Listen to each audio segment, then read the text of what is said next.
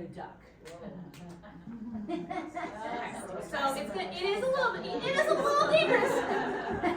I should have put like slight risk at attending today's workshop. Okay, so don't do anything yet except exactly you can copy what I do. Knees, turn to the right, everybody. I'm gonna give you the sequence. So knees, up to the right. Knees, duck. Now I had to ask my Spanish-speaking aides, how do you explain duck in Spanish? Because when you yell duck to kids that don't speak English, they're like, quack? Like what? So like, they were telling me, bájate. Because abajo is down. Bájate would be like, you get down. Okay, so anyway, okay, knees, up to the right, knees, duck. Knees, up to the left, knees, you're done. That's the whole thing? Okay. Knees, right. Knees, duck. Knees, left. Knees, that's the end. So you're going to start at the end. Okay. And I'm going to start at the duck. And you're going to start at the beginning. So should we do it one more time? Yes. Knees, up to the right. Knees, duck, because someone's going to clap over your head. Knees, up to the left. Knees. That's it. Okay. Don't like sit. Okay, ready? Knees, up to the right. Okay, that's the last time we're practicing because now we're going to start it. And I think I like to get a drum because I like a backbeat. Okay, ready? Alright, knees, clap over my head. So when you clap over my head, we're going to start. When you clap over my head, I'm going to say something. And then when I clap over your head, you're going to say it. And when we clap over your head, we're going to say it. You have to say it. Because in the classroom, I would have everybody say everybody's name, but we don't know those yet. That's why I want to do this. Okay, ready? Knees, Stephanie. Knees. Megan. Yoga. We're going to be passing it around. So the first thing you're going to do is clap to the right. Oh, so we're passing it around. We're not doing everybody's. I don't know how to explain it. I don't know how I explain it to the kids to make them get it. I don't know. I might have 9 o'clock in the morning brain, or like adult brain versus child brain. There's a little bit of difference. Okay, that's okay. Any worries you have about today being like weird or funny, we'll just get that out of the way. Okay. All right, ready? So try over my head. Knees, Stephanie. Knees. Okay, so Megan's turn. Then knees, Michelle. Knees, Carrie. Clap over her head. Carrie. And you're gonna do 2 claps each time. Do you want to start over? We're not doing laps. You are. After you've done Everybody's doing it. Yeah. So what I taught you in unison is what you're going to do one at a time. Knees, clap to the right is your first motion. Knees, duck is your second motion. Knees, clap to the left is your last motion. We're just doing it one by one. Go. Yeah. Okay. Tell me a better way to explain that, but I don't know that there is. Okay. You think of it, let me know, because I want to know. Okay, ready? Okay, over my head first. Knees, Stephanie. Knees, Megan. So knees, Michelle. Knees. What's your name? Oh, Carrie. Sorry. Carrie. Reply to me. Ready? Over my head first. Knees, Stephanie. Knees, Megan. Knees, Michelle.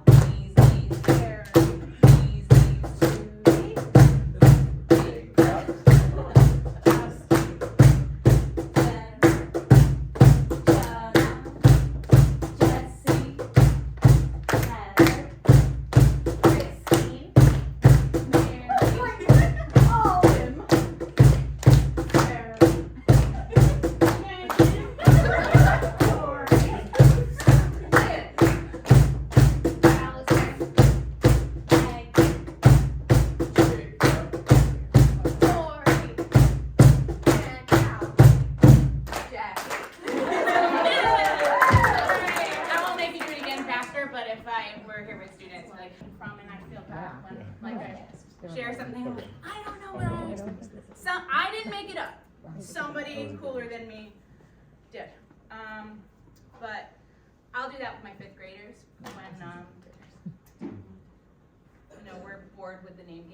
kind of deal, but I still need to practice, and I do think there's a lot of value in the classroom culture of just knowing everybody's name, and at the beginning of the year, there's a lot of anxiety for everybody, and you're in a new class, and you're with some of the same kids and some different kids, or you might be the new kid, and I don't know, it just lightens the mood. And I needed a mood lightener, so I appreciate you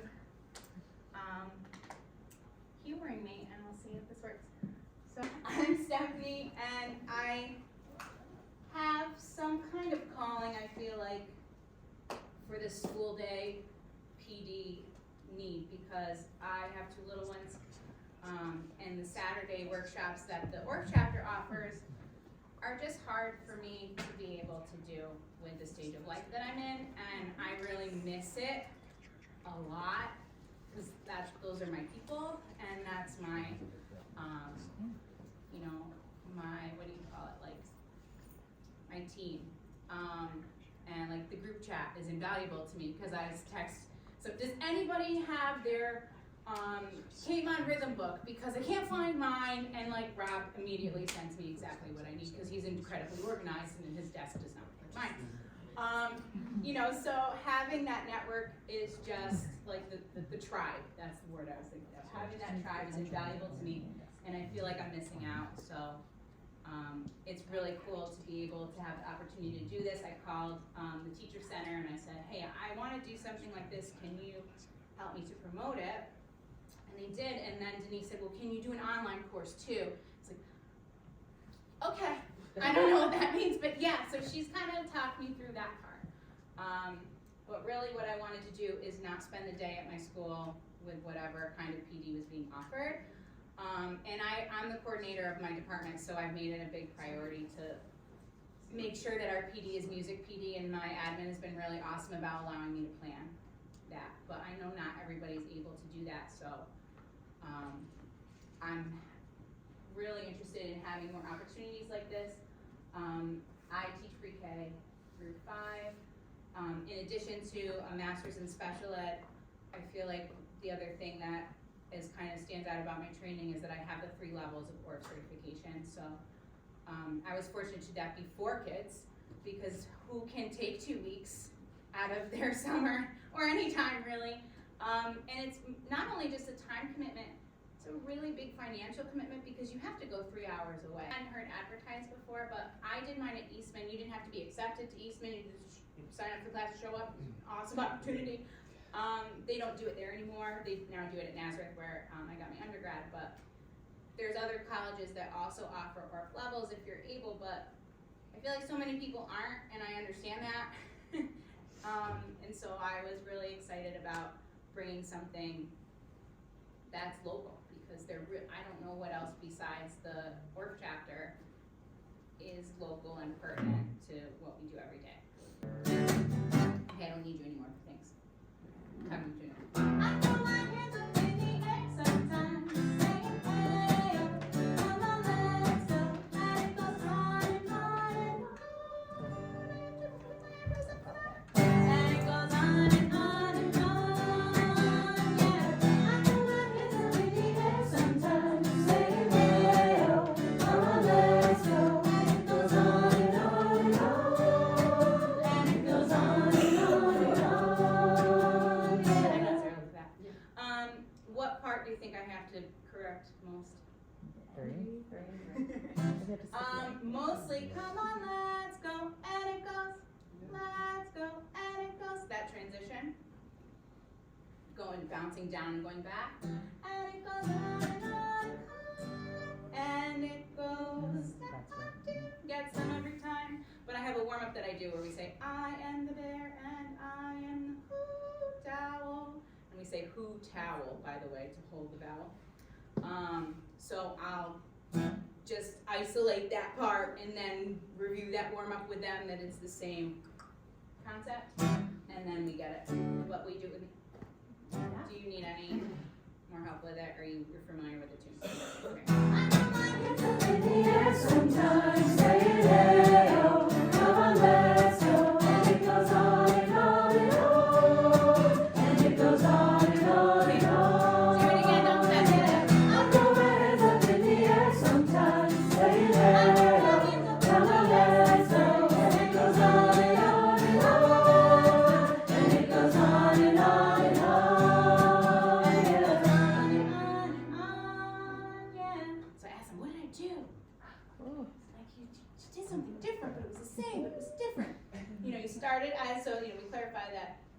do the same song, we just start at different times. And I thought that the tuner was off, but I still heard the ding.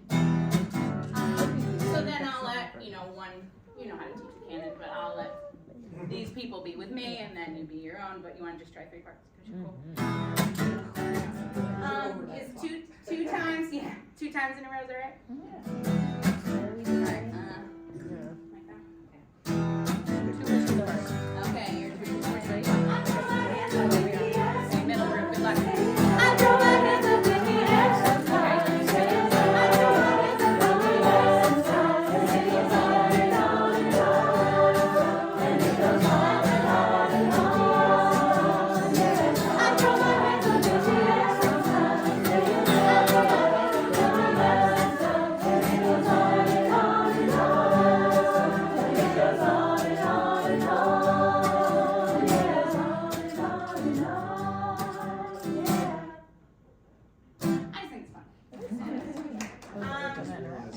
What key were you doing that in?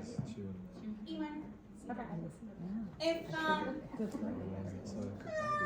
it's too much for you, I would just like slap this here and then try,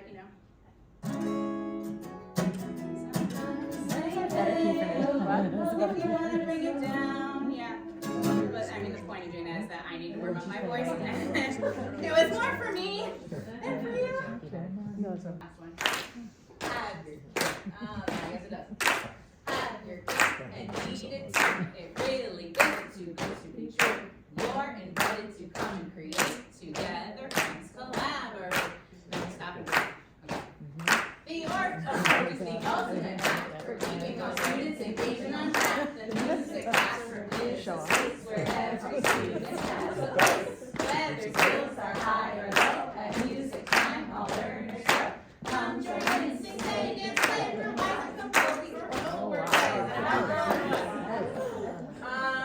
Okay, so I was like, could I do that with kids? I mean, kind of. I have simplified.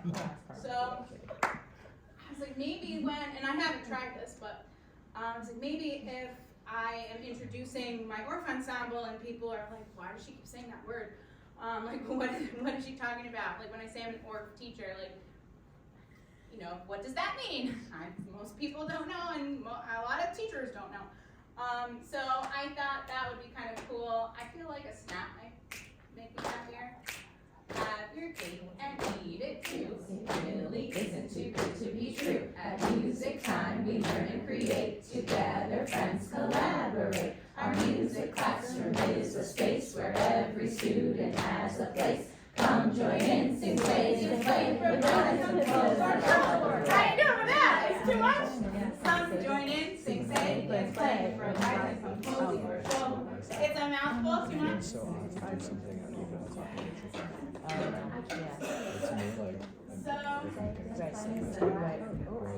this is inspired by a piece out of volume 2. And I just need to smell it.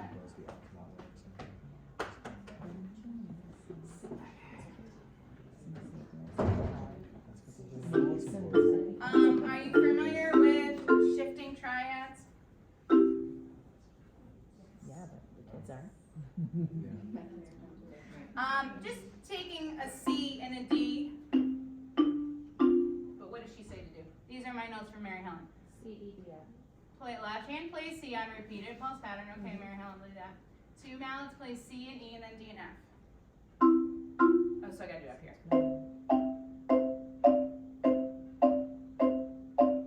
Can I lay down that beat and you can do it? Okay, ready, go. Have your cake and eat it too. It really isn't too good to be true. At music time, we learn and create. Together, friends collaborate. Our music classroom is a space where every student has a place. Come join in, sing, play, dance, play, revise, compose, or Schulwerk way. Okay, I'll take it. I think I like it down here, but I don't think I like it up there. So, because it comes from the volumes there of the song. And so the song is like la la la la la la la la da da da da da da da. I don't know if I can play the melody. I have no idea what it is.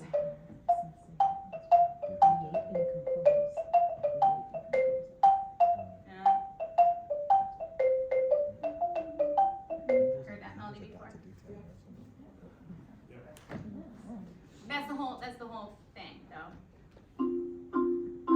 See if you can just kind of mime along. Have your cake and eat it too. It really isn't too good to be true. At music time we learn and create. Together friends collaborate. Classroom is a music. What is it? Our music classroom is a space where every student has a place. Come join in, sing, say, get play. Your rise and pull your shoulder play. That's probably too much. But it's kind of a fun challenge to do. Okay, so I just took the words of the song.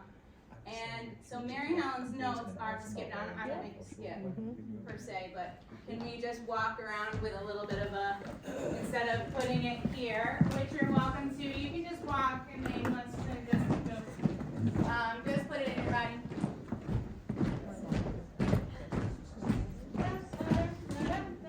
Oh, and you probably have to come out from behind your chair for that. If you want to fill up the space, you think we have enough? Will you sing it with me one, please? Have your cake and eat it too. It really isn't too good to be true. At music time we learn and create. Together friends collaborate. Our music classroom is a space where every student has a place. Come join in, sing, say, dance, play. Revise the puzzle, show and play. So if you're active, you can skip because of that. Triple, feel, but. What is the point of this? Okay, so when you get to friends, can you find a partner? And when you find a partner, can you figure out something to do? So I don't want you to, I mean, you can kind of pick right now, like do the side eye, whoever you want to pick. But just kind of like walk around, okay? And don't get to your partner until we say friends. Can you kind of, you don't have to sneak up on or anything, but I want you to get to your partner by the time we say friends. And then I'm going to ask you, I'll stop right there, because I'm going to ask you to come up with something to do with your friend for like 8 weeks. That could be one of these, okay? It could be one of these. It could be, keep going with me, it could be one of these. Okay, I don't know, can you just come up with any kind of little partner thing? Partner thing. Sometimes the less you say, the better. Sometimes you have to be really specific. Right now I feel like you can manage. Okay, ready? So you're walking and you're finding a partner on the word friends. So then when you sing music classroom, that's when you're going to think of da da da da da da da and 5 and 6 and 7, 8. Give yourself like a little 8-beat phrase to do a thing. Thank you. Okay, ready? Walk. Have your cake and eat it too. It really isn't too good. Now if you need a group of 3, that's fine. I don't care. Yeah, the friends are okay. Can you find your friend? Okay. Now come up with something to do. It doesn't have to be on the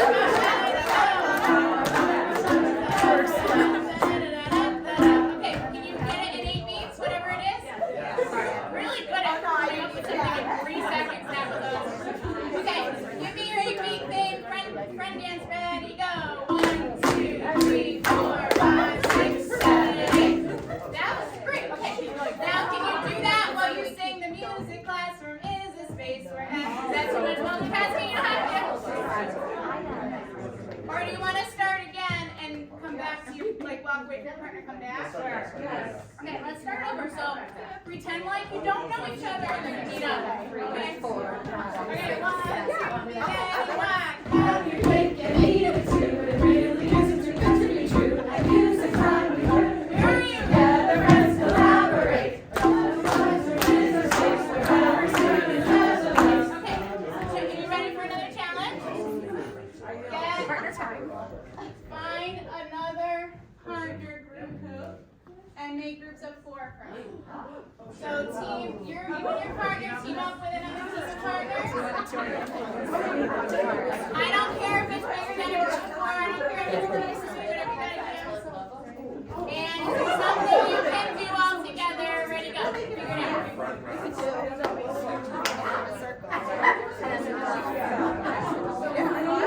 It's another A-beat thing.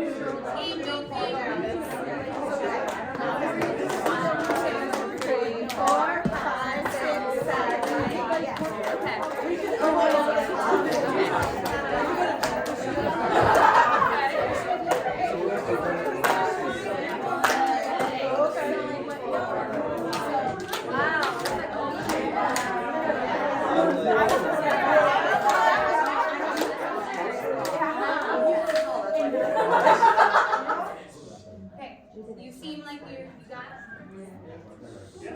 Keep having fun, buddy. Okay.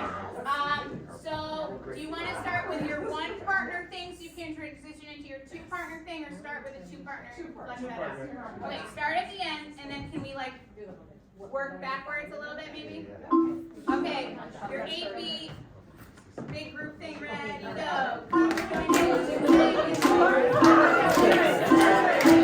that was 8B. Can you wrap it up in 8? Ready, go. 1, 2, 3, 4, 5, 6, 7, 8. Okay, now what about those words that we couldn't say? Ready, go.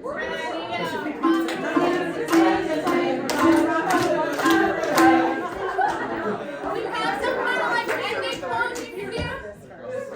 Like, can you have some kind of like pizzazzy, like last beat thing? Jazz hands are acceptable, yeah.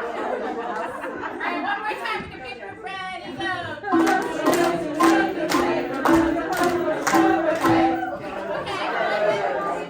Okay, now go back to your OG partner and then see if we can transition into the force. Okay, our music classroom is a space. Ready, go. Our music classroom is a space for every person to come. Okay, force. How did that work? It was hard? Made it work. Okay, start over at the beginning. Ready, go. Everything is needed to reveal the true. That music time is earned for you. Okay, go with your partner.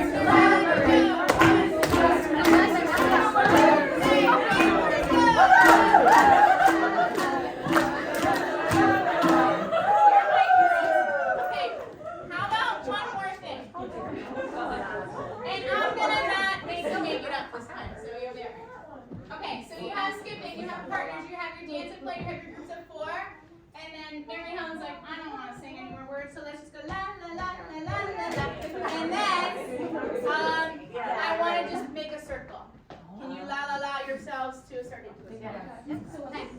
So do you want to start at the beginning or do you want to start? We'll try. Okay. I think you're just going to have to think about how to walk away from your team and back to your team within the phrase so you're not caught off guard. And then that transition between your single partner to not knock into your other teammates or get hit in the side of the head if you're clapping. Danger is an element today as you are learning. Okay.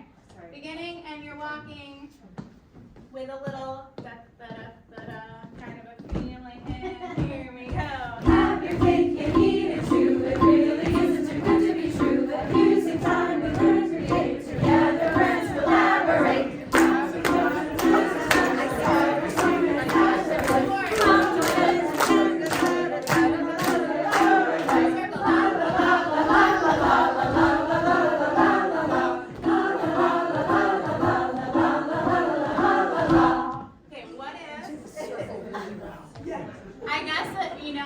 Something an Orff teacher does a lot. Say, what if we try this?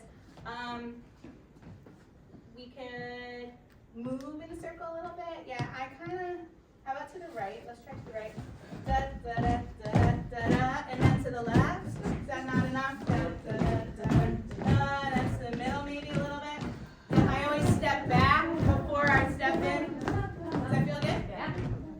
Is that going to be too dizzying to go 1, 2, 3, turn? You're okay?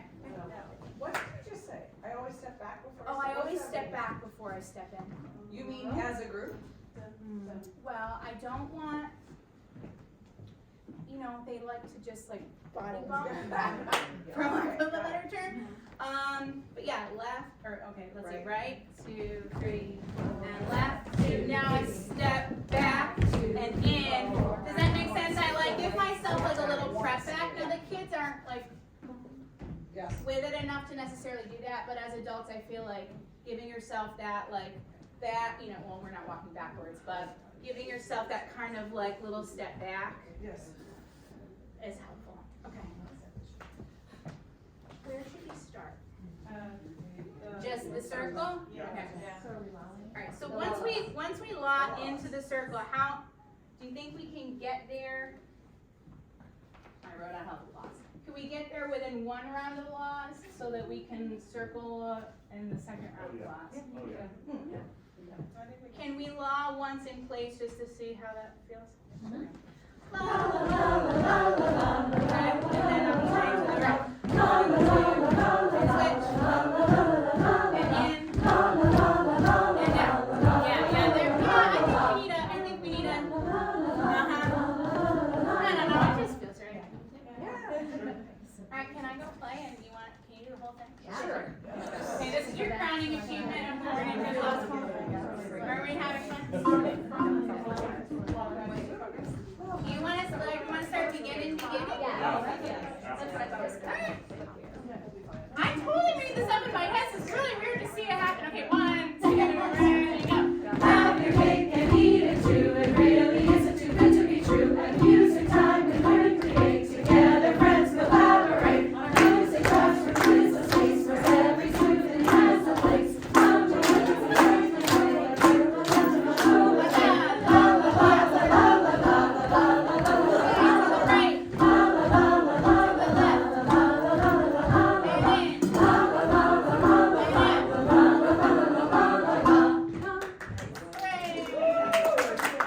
By the way, can you have the kid who can't do much else just play that C till the cows come home on a bass bar?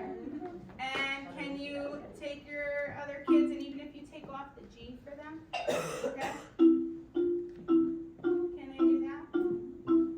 Maybe they aren't all dancers, but maybe there's a space for everybody in an activity like that. Okay, you were amazing. Like my vision come to life. That was really fun. So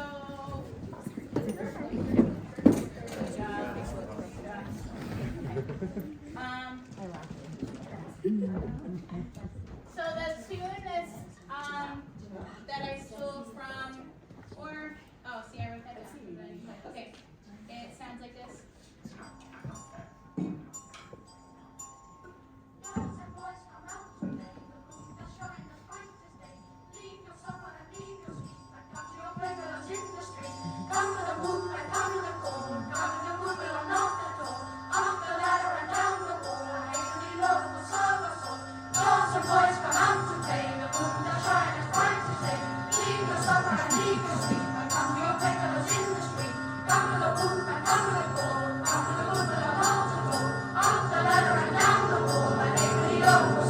So it's a nursery rhyme, and you could hear just the lyrics that they use could be put into, I mean, kind of anything, but how, it's not, and I say it because I already did it, but it's not too crazy to kind of just make up your own words that fit. And that's the cool thing about what you'll find in the volumes is they are overwhelming, and when I say volumes, I'm referring to these yellow books that I brought with me. This comes out of volume 2. So, and volume 2 is not necessarily like you're not going to hear a cadence. You're not going to hear any 4, 5, 1s. It's just all that kind of like rocking back and forth, which is so achievable for kids because they don't have to understand the structure of the piece because the structure is just do this one thing the whole time. So it's kind of a great beginning part, and those are notes from my level 1. Okay, so I was explaining before how when you talk to people and you say, I'm an Orff teacher, and they're like, okay, I don't know what that means. But it's referred to as an Orff approach and not a method. And that's because there's not like a chapter 1, step 1, do this. There are lots of books out there. There are original source material from the Orff Institute, like the volumes, and the red book on the table called Elementaria we'll talk about. So there are books that came right from Orff and his colleague Dykeman. And then the other books that you're going to see out there that have to do with the Orff approach are just anybody's interpretation of how they use that in the classroom and what kind of songs and activities that they make up. So it's called an approach because it's not stepwise necessarily, although there are sequential elements. It's a way of arriving. It's a way of getting somewhere. So when I explain to student teachers or to anybody who wants to kind of understand more about what I do, I say, well, I use a Kodai sequence. I have a spiral curriculum, and we just keep building on those skills. And I deliver that with instruction through the Orff Approach. So say you're doing music learning theory, you could use an Orff Approach by delivering that sequence in the same way, right? So it's not that the Orff Approach is isolated, that it has to be on an island and you have to be a purist, and it's something that is a vehicle for you to use when you're teaching. It's not something that is an isolationist type of thing. And the things that you're going to see, the resources, I think what's interesting about them is if you consider Carl Orff and Dykeman as like the great grandparents, right, the originators of the Orff Approach, you could see the people who studied directly with them. This is not like a complete list, but I found this in a graduate paper, a thesis. So what I think is interesting is that like I'm in the 4th generation now, because my teachers were like 3rd generation. They learned from people who learned directly from the Orff Institute and brought that over here to the States.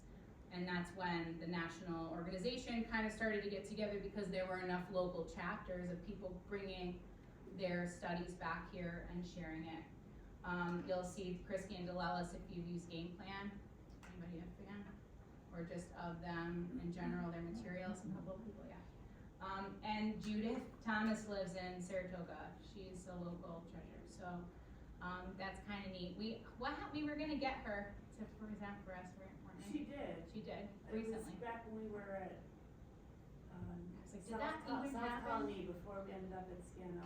Because I remember talking about it, but that was kind of like in my transition of going from like leadership to the exec board in the chapter, but pretty cool to have somebody kind of close by.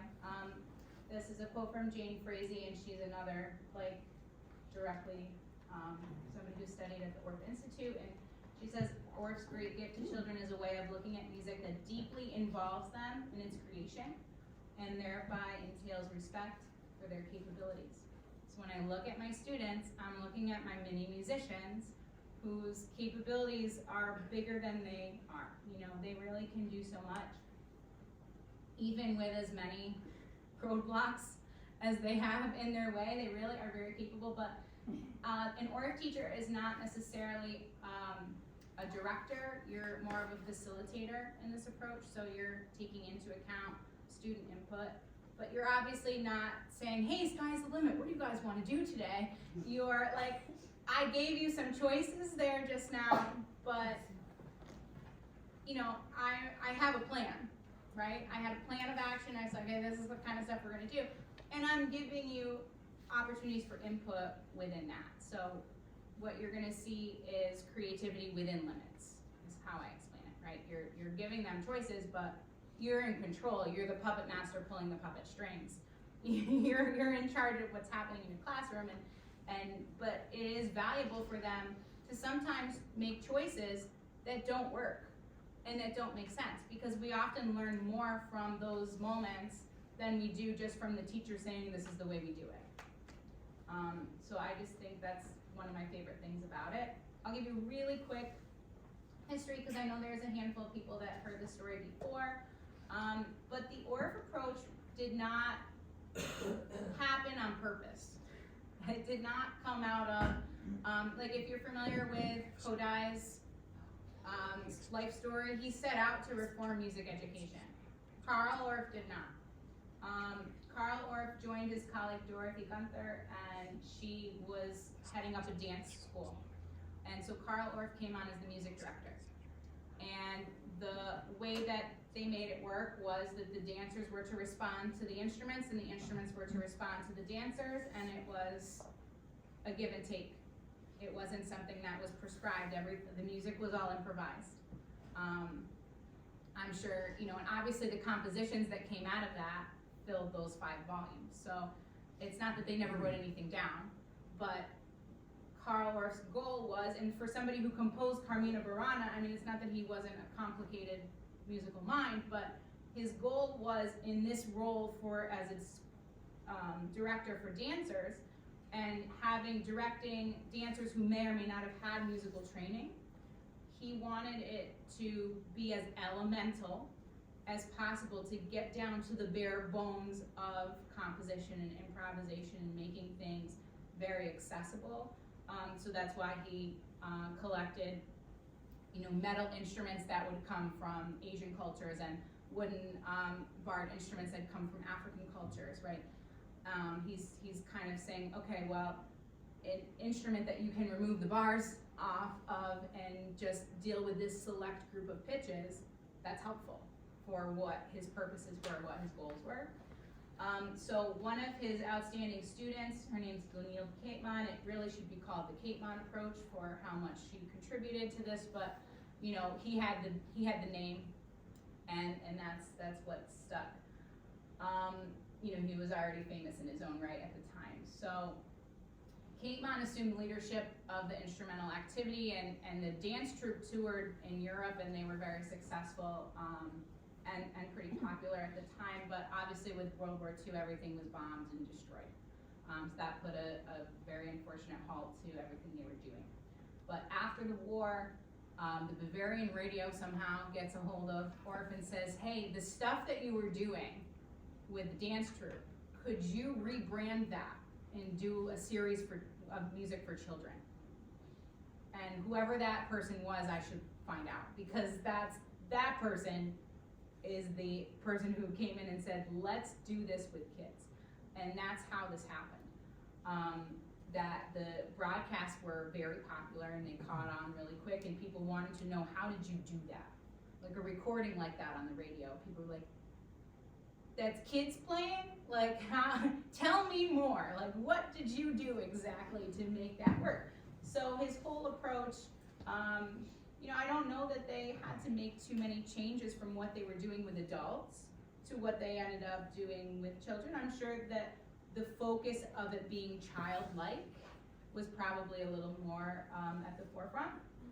But that led to the teacher training in Salzburg. That's where the Orff Institute was, and still is, that you can go and study there. And so by the 60s and 70s, right, we see the creation of like Montessori thought, schools of thought, Waldorf. There's kind of a renaissance in education at this time. So the Orff approach kind of fit right in to those same ideas. I mean, these are post-war people who had seen horrors, okay, and they're looking at their own children now and saying, how do we get education to feel childlike again? How do we don't need soldiers now, the war is over, we need creative thinkers. How do we bring that into education? So all these things are happening, kind of around the same time that AOSA is becoming a national organization. So this is the red book I referenced. Now, there isn't chapter 1, page 1 to the Orff approach in terms of somebody who's going to explain to you what to do and where to start, but this is the closest thing that is available for you as a teacher handbook of how to get started and what to do. And when I presented at CASDA, my 3 presentations were modeled, on speech and rhythm. I did a mallet session for melody and accompaniment, and I did a movement session at the end of the day. And the notes from those are on my website. If you weren't able to attend and you want to kind of see a little bit about what we did. And Orff describes the Schulwerk, which is German for schoolwork, as a wildflower, because he's explaining here how he didn't go plant the seeds of reform for music education. He didn't set out to do music with kids, right? But the wind took it, and that's what it turned into. So I do think that we'll connect to this story a little bit later. I do think it is worth some thought about how it kind of all took place and happens. Anybody have questions? I want you to please interrupt me when you get a thought, because if you're like me and the thought is fleeting, and then you don't remember what you wanted to say, say it while it's fresh. So the Orff levels that I took are designed basically because of the 5 volumes that were put together. Okay, and level 1 is pentatonic mostly. Level 2 is getting into some of that shifting triad accompaniment and modes. And I know modes are a little scary when you're in college theory, but on an Orff instrument, they're pretty easy to understand. Like if they had taught me that way, I would have understood it. But it seems abstract until you physically have the letters in front of you. And I think that is really helpful, and that gave me like a whole nother, you know, more than any graduate school class I feel like could have given me in terms of a theory lesson. And then level 3 gets into 1-4-5 functional harmony. And I mean, there's recorder components, there's movement components. I'm generalizing. There's a lot more than what I just explained. Where did this quote come from? Must have been my levels notes, because it's got handwriting on it. So, speaking, singing, poetry, music, and movement, playing and dancing. I see what it says. Poetry and music, music and movement, right? We're just tying everything together. Playing and dancing. Nothing is separate. In the world of children, everything is intertwined. Like my daughter holding my ukulele this morning and like strumming and singing with it, having the best time singing about pigs and whatever else it was. You know, all of that is just inherent, and they move, they sing, they dance, they play, they just they come out doing it. Like that's just how they are. But this quote is Arnold Walter. The Canadians kind of had their hands in the Orff stuff, I think, before the Americans even did it. Kind of came to us that way. But a few more notes about the philosophy to not drag it too much, but we're talking about creative solutions. Playfulness is a big thing that I feel like is lost in the sauce with, you know, people who maybe prioritize other things. Students can work in groups, and you just did it very successfully. Everything is regardless of skill level. Like I can be inclusive of any child in the way that I use the Orff approach. And a big thing that you would have seen me do at CASA, we talked about reaction games, and some things that you can react to can be a visual stimulus or an auditory stimulus. So I use a slide whistle, and my students get up and they go down, and that's a reaction game. It's an auditory stimulus. I use my drum, and they copy my hands, and they're reacting.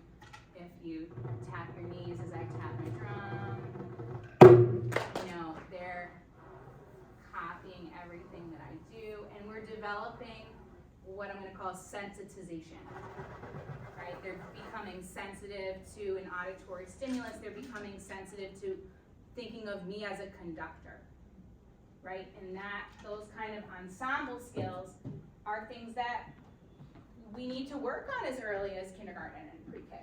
They need to get, like, they're so everywhere else. To get them to focus on you and what you're doing is a skill that I think you have to spend a good amount of time on in order to build up to where you want to be later on when they're older. We talked about it being spiral curriculum. You're going to see a lot of the thematic subjects that Orff teachers gravitate towards are typically like in the natural world, in nature. That's not, you know, our colleague made his rhythm building bricks the Marvel superheroes. Okay, it's not like it's not a rule, but it's just common that you'll see that as a theme.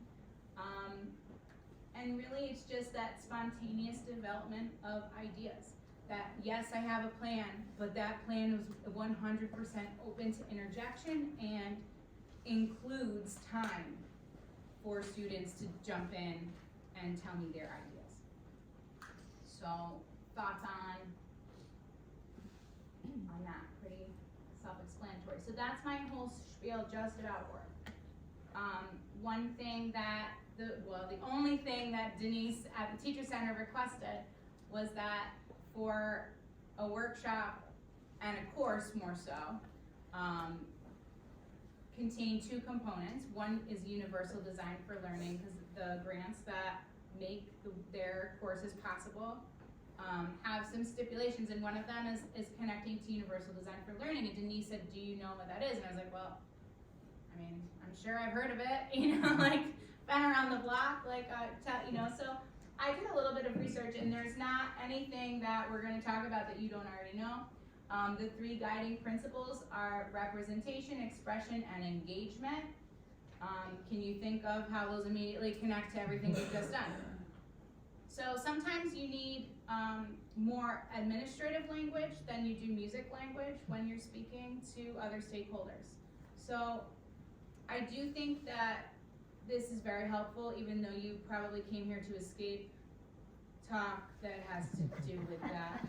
I apologize, but it's making this day possible. So, but it is relevant. It really is. So this kind of came about after the Americans with Disabilities Act was established in the 90s, because they're thinking about how to make parking lots accessible and how to make like everything under the sun in the community accessible, and that obviously translated to education. And everything that I do includes scaffolding. You know, I have, I just call it level 1, is this. Okay, this is level 1, everybody, level 2. Okay, level 3, right? So whatever it is the kid doing level 1 still contributing? 110%, of course they are. And if that's a skill that they need, I'm really thankful that I'm able to give them time to work on that skill while also challenging the kids who are ready to move on. So everything that I do within the Orff Approach is layered, so that the one kid who can just play the C all the time, and even if they're not 100% on the beat, it doesn't matter because the pedal tone, and I need that C playing all the time. So it's fine. And it's proactive, and I think that's what sets it apart. When you hear people talk about differentiation, a lot of times that's kind of a more reactive thought of like, okay, I have this kid, can't do everything the other kids can do. What do I do for them? But a UDL framework is kind of like, okay, we're just gonna build in and that's exactly what the Orff Approach does. It's already built in, so I have a part for that kid already. I don't have to think about it. I just know, okay, you're gonna take that C. Good job. And so a teacher who is thinking about UDL is inclusive, which an Orff teacher is. They are flexible, which we are. It's research-based, right? And so that's, I think, noteworthy. And you're reflective, like, okay, if I didn't meet that student's needs today, like, what am I gonna do for them next time? And every teacher is reflective. That's not a unique thing. I'll give you just a quick little rundown of UDL. First off, students are individuals, and some have specific barriers to learning. UDL curriculum designs aim to help students get around those barriers. Still, the approach incorporates assessments, lessons, and objectives that are both challenging and at the same time achievable for each student. This in turn will increase student engagement. Educators are empowered and able to enhance the curriculum for the benefit of their students. Enhanced curriculum includes new technology, exciting lessons, and added materials.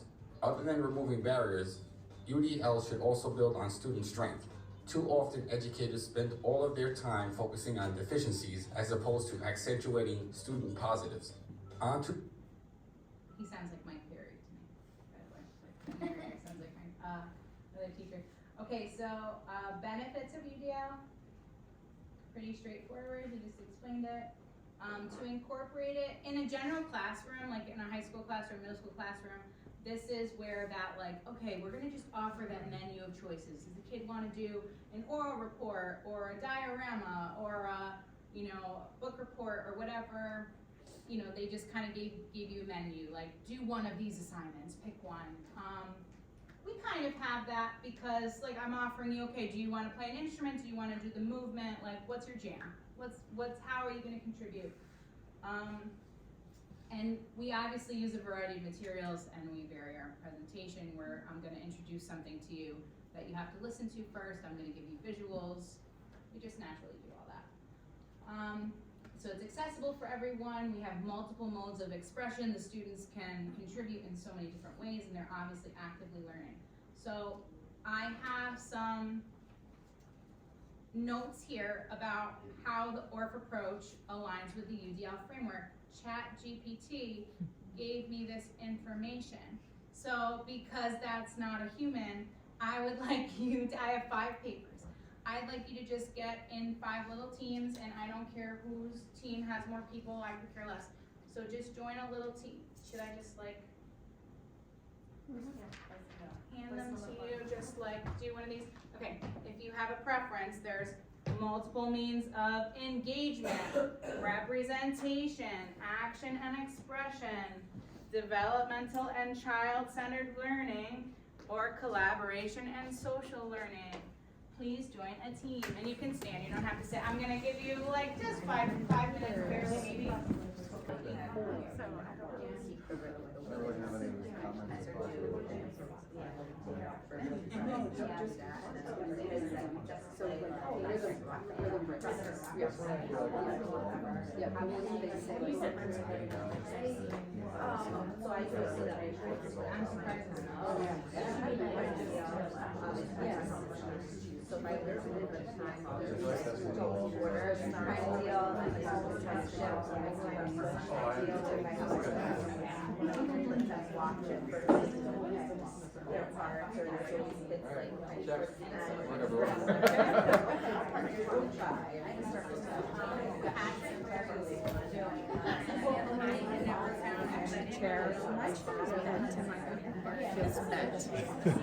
Did you switch it with that one, Michelle? Oh, somebody's in that. Oh, someone's in I think that. someone's in that.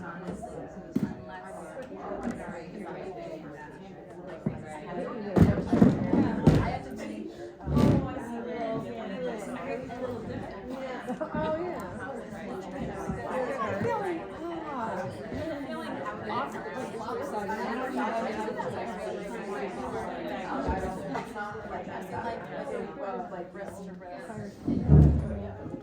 I was leaving to go to rehearsal yesterday from Altamont, and it was like 4:30, and it was getting dark. Oh, yeah. Asleep. It was, and it was very cloudy yesterday, so it was like at 3 o'clock, it was really dark in the Yes, yeah. We were in the office, and the girl was saying, look at that, it's so dark. I'm like, I know. time plus clouds. Yeah.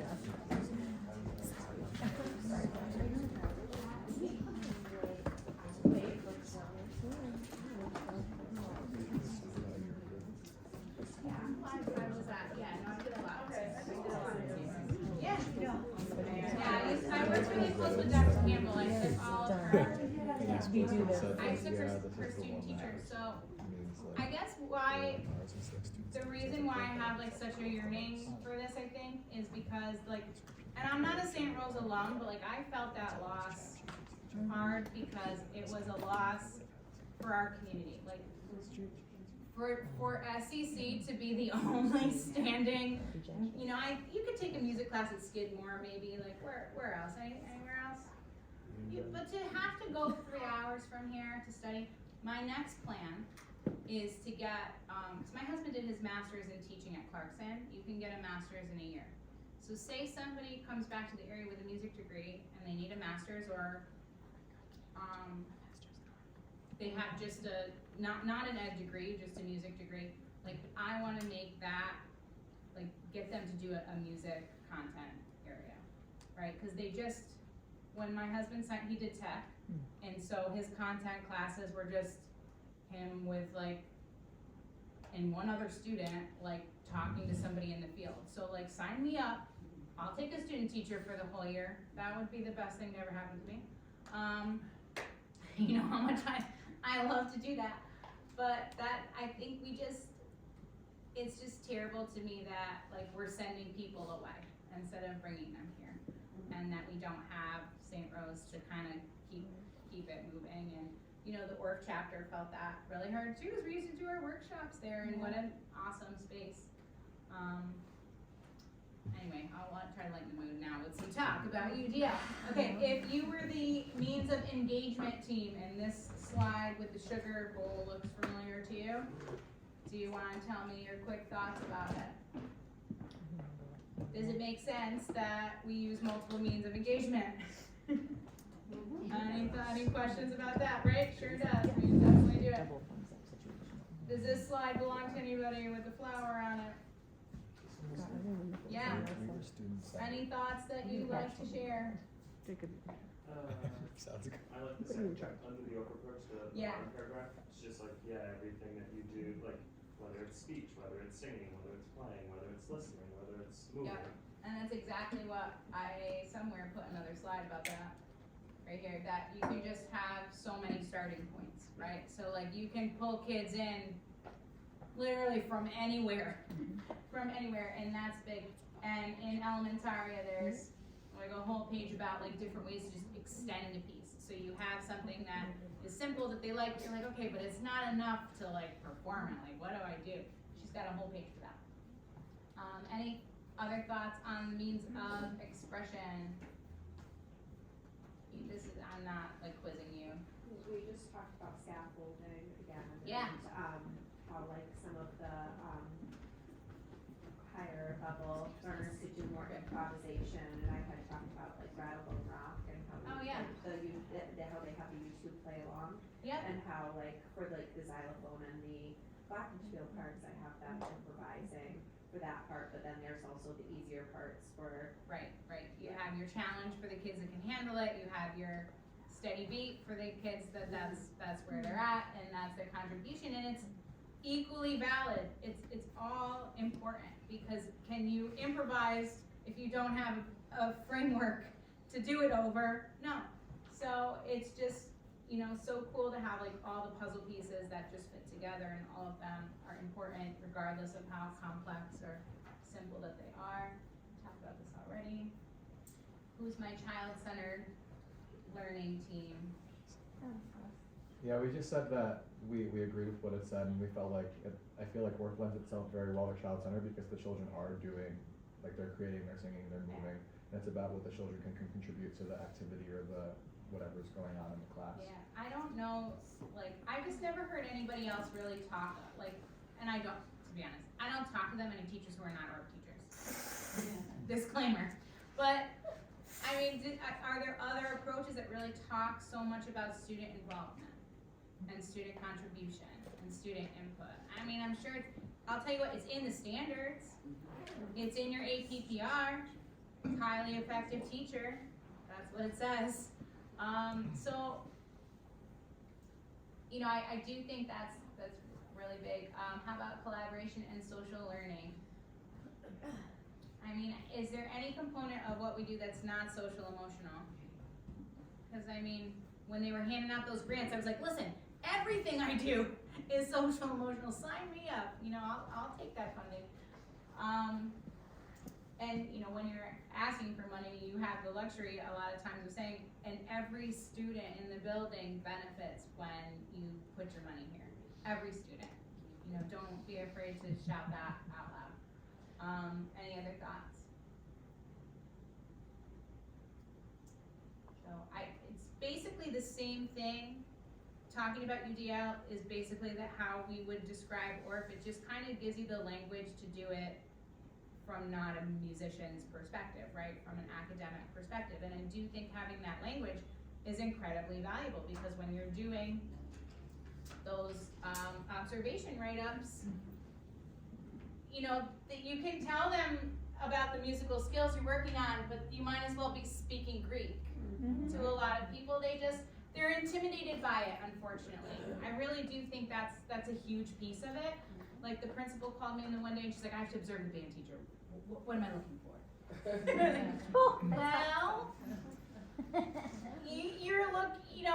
are the kids like the normal stuff? Are the kids engaged? Like, can they follow directions? Like, can they do what she's asking? Like, does she have scaffolding in place? Like, that would have been a good list for her to think about. It's really not intimidating, but I think for some administrators, they come in and they're a little intimidated, and they're not really used to feeling like that, because they can check the math curriculum and see if that's what the teacher's doing. They can check the ELA curriculum and see how it aligns.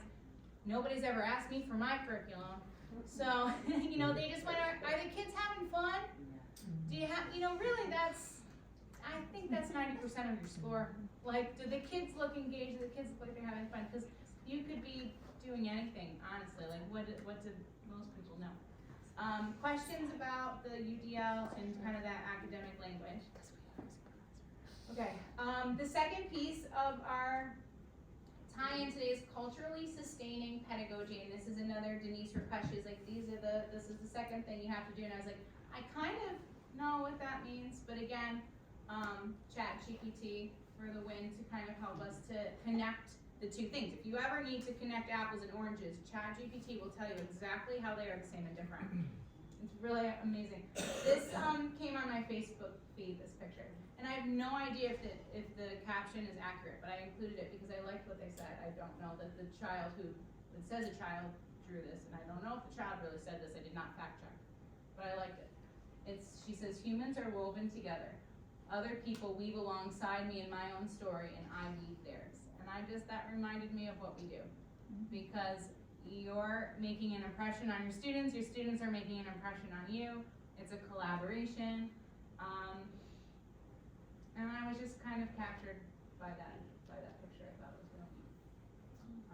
So culturally sustaining pedagogy. So what you would see in a classroom that practices this is that the teachers are aware of what's going on in their classroom and who is in their classroom. And it's a safe and positive space, and the materials in the curriculum are reflective of the children in the class. So it looks to me like a teacher who practices culturally sustaining philosophies is going to be reflective, inclusive. They're going to focus on relationship building, which is something we already do. Again, this is another series of slides. We're just going to tell you things that you're already doing. We're just kind of like working on the language that other people might need to hear. And we are very careful in selecting our materials. That is part of the job. I feel like that was the one thing they harped on in my undergrad of like, you have to be really careful. Like they were scared to send us out into teaching and have us get in trouble because of the music we selected. Like I remember having that fear instilled in me. So just something to think about, but it's something that we're taught anyway. It's a strengths-based approach. Again, it's the same kind of philosophy. It's just keeping in mind not only diverse learners in terms of ability, but diverse learners in terms of culture. So the goal of this is for students in school to leave with a sense of pride in themselves, that they have a belonging there, that they have access to meaningful opportunities when they leave there. And you can't not get behind that. It sounds great. So the 4 elements that they discuss here are centering dynamic communities, agency and input, supporting positive relationships, and contending with oppressions, right? Giving students opportunities to basically discuss historical things, current events. I know that sometimes that comes up with certain pieces that we might be talking about. So what that means to me in terms of what we do is that you're going to learn about students' backgrounds and learn about the community. You're going to learn about important cultural practices from families. Like if you have the opportunity to have somebody explain to you what goes on at home in terms of holidays or celebrations of any kind, like what a wonderful asset for you to understand a little bit more about the students. Developing positive relationships is something that we just do without saying. We have really unique roles in that way that we do a lot of play. So I feel like the relationship building that we have, even though you see your kids maybe, once a week or whatever it may be, I feel like the relationships that we build are sometimes, and especially if you're seeing your kids multiple years too, I really think that's a big deal. But because of the nature of what we teach, I feel like that relationship building comes that much faster, despite the fact that we don't see them on a daily basis. And the last one, opportunities for students to learn about not only history of their culture, but history of other cultures. I have had maybe 1, maybe 2 students who celebrate Jewish holidays. I teach Hanukkah songs to every grader because I want them to know I teach in a predominantly Hispanic Christian community. I want them to know that there's other things. That I don't want them to like get out into the world and be like, well, what do you mean it's not it's not Christmas at your house? Like, I want them to know. So I think music is a great way. This graphic was very overwhelming, but it had a lot of good information, so don't look at it too hard. I rephrased it on the next slide. But some things you might ask, like what music is common at home? You know, how is music used in cultural celebrations in your family? So State Ed put out this culturally responsive sustaining framework, and I sent it to Denise. I was like, can I use this? Like, because it doesn't say the same acronym, right? But I was like, it's the same thing though, but it's from State Ed. Can I share this? She was like, yeah. So their goal is to have education that's equitable for all students, and again, provides the appropriate supports, which is all we've been saying. And they have this nice graphic that I, again, rephrased on the next slide because the print's too small. So welcoming and affirming environment, high expectations and rigorous instruction. This is the State Ed categories here. Inclusive curriculum and assessment, and ongoing PD, which here you are. So you're building relationships with students, which we've talked about. You're giving them leadership opportunities. Students are co-designers of the curriculum. Now, yes and no, but they have a lot of opportunities to do that in our classroom, I feel like more than most. And instructional strategies that adapt to diverse learning styles. We just talked about that in UDL ad nauseum, right? Like, we present material 6 ways a Sunday. There is a website that Denise set up, and on there is a tab called Unit Design. And the first thing is Orff links that I uploaded, and then below that, if you were to scroll, is UDL resources, and then culturally sustaining pedagogy. The P like eludes me sometimes. So things that I would consider as a music teacher that were brought up in the article Denise shared on that website by an author named Emily Good Perkins. And you know, there are cultures that don't prioritize notation. So I think that it's just kind of relevant to be thoughtful, I guess I'll say, about like how much we push certain things. Like, if there's students that learn by ear, or students that, like, yes, notation is incredibly important, but it's not the only vehicle for learning. And so, people look at my Orff ensemble and they're like, how do you do that? I was like, well, they're not reading notes. Like, I'm teaching them by rote, or like I'm writing down letters. Like, the notation is not my goal for this. My goal is playing as an ensemble. And I don't care how they get that information in, I just need them to get it in so that we can then put it together and they can experience what it's like to have that contribution as part of a bigger picture, right? So like, what is your goal? And yes, there are plenty of times where notation is a valid goal, but just keeping in mind that not every culture prioritizes that, I think, is important. And she talked about having an open mind when you're teaching movement technique or instrument technique.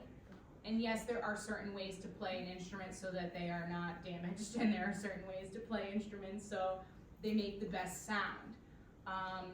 But she just thought her point was, keeping in mind that there may be cultural differences to how dancers dance and how instruments are performed, and I thought that was valid. Students value opportunity. She interviewed some students about what they liked and what they were drawn to about their music classes, and they liked seeing their culture valued in the classroom. The students liked the opportunities to be imaginative and creative, of course. They liked having choices, and I'm parentheses, within limits, because we're not giving them the sun, the moon, and the stars. And they liked opportunities to teach the teacher. And how many times have you had a student go, hey, I know this song and I want to teach, they just relish in that. So especially when you think of, from a cultural perspective, right, if something that's important to them at home and they get to share it with you at school and bridge those two worlds, that's kind of, it's a really impactful moment for students. She also, the author, made some things that I disagreed with. And I felt like it was necessary to highlight that. And this is where it comes back to why I told you the story of Orff Schulwerk, because she had the opinion that pentatonic music was inferior in Orff's perspective, and that's why he used it. And I was like, well, that's a strong word, because from what I've researched and from what I've read, that was never part of the process. And also the beauty of the Schulwerk was that it could literally be adapted with any culture. Like, it doesn't, these people were German, and people are coming back to America and just plugging in American folk music and running wild with that. Like, there was no limitation. And he explored modes, and he explored many different types of arrangements of music. I think she was making a connection to that pentatonic music comes from Asian cultures, and therefore that was somehow, like, that music was somehow inferior to Western music, was the point being made. And I didn't agree with that. She also brought up in the same category that ostinati, which is foundational to African music traditions, is like a step on in the ladder towards more complicated things. And his goal was to simplify everything, and ostinati are great for have repeated pattern, can set a groove, but I mean, so does songs on the radio have like a backing track. Like, that doesn't make anything inferior. So those were things that I disagreed with. And then she also made the comment that these nationally endorsed methods, the Orff Approach and the Kodai method, mostly focus on Western aesthetics and are, she says, more philosophical, more based on their pedagogy than their philosophies. And I was like, well, I mean, yeah, Kodai literally set out to find the best practices in music education and collected them and piled them up and said, here, everyone in Hungary, do it this way because these are the best ways to do it. And then they had a flourishing music education program thereafter. But I don't know that the philosophy, right? I mean, No, it's from mother tongue roots, so yeah. philosophically, it's how children learn. Yeah, and I mean, in Hungary, they were teaching Hungarian music, and that made sense because that's exactly what his goal was, the musical mother tongue. So those were the points. I was like, you don't know enough about this to say that. But she knew a lot. She had other great points.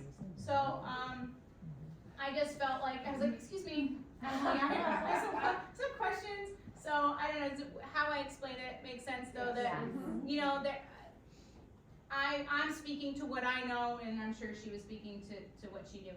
I have a quote here. It says, education in music, in dancing, and rhythm, they're far closer to intrinsic education and the learning of your own identity than any other part of education. And he says if education doesn't do that, it's useless. You think of like the types of music you like, do you feel like that kind of ties into your identity? Like, people who have a very interesting taste in music and that doesn't align necessarily with other parts of their personality, So like, the people who like get in the car and you're like, oh, you were listening to that? Okay, that tells me a few things about you. And it is like, it's part of who you are. And I just, the way that you like to dance, like my daughter likes to run around like pretend she's a cowgirl. Like, there's some country in that kid that she didn't get from me. I don't know. I'm not. I grew up on rock and roll, so it's just it is a really interesting point to make, and that I do think that's why we resonate and what we do resonate so much with kids, because they find pieces of who they are the more they explore different types of music. And our presentation today, the rest of the afternoon, is going to involve things from around the world. Tell me what you're thinking. How much was that? How tired are you from listening to me for that one? Be honest. A little break? How long? 5, 10? Whenever you're ready, come back? Okay. My lunch is at 11:45. I know, literally. Usually by the time I arrive there, it's like, usually from like 10 and 5 up to 17. I have to tell you, I saw the Quacker box during Sorry, the meeting. I had to loved make it. an No, appearance. I purposely. And they, thought- after one day, they were like, they know it. They came in the next day, they're like, Well, I keep meaning